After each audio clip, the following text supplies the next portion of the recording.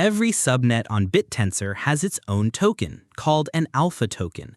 Understanding alpha tokens is essential if you want to invest in the Bittensor ecosystem beyond just holding dTAO.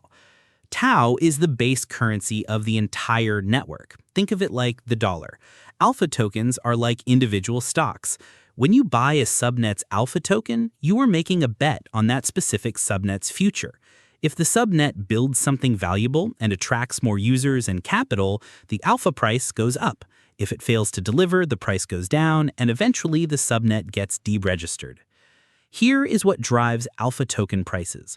The primary driver is capital inflows. When someone buys a subnet's alpha with dTAO, that dTAO enters the subnet's liquidity pool, and the protocol tracks these inflows across all subnets. Subnets that attract more capital receive a larger share of the network's daily dTAO emissions. More emissions mean more rewards for miners and validators, which attracts better talent, which produces better AI, which attracts more capital. This is the flywheel. The second driver is emissions share. Each subnet earns a percentage of the roughly 3,600 dTAO emitted daily across the network.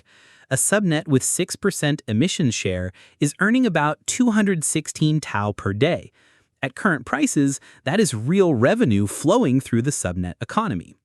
There is also a buyback mechanism. When an alpha token's price drops below a certain threshold relative to its dTAO pair, the protocol automatically buys back alpha to stabilize the price. This acts as a floor, though not a guarantee. You can buy alpha tokens on taomarketcap.com or through the Bittensor CLI. The process involves swapping dTAO for the subnet's alpha on the native decentralized exchange.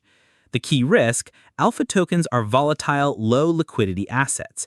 New subnets can surge hundreds of % in a week or collapse if the team stops building.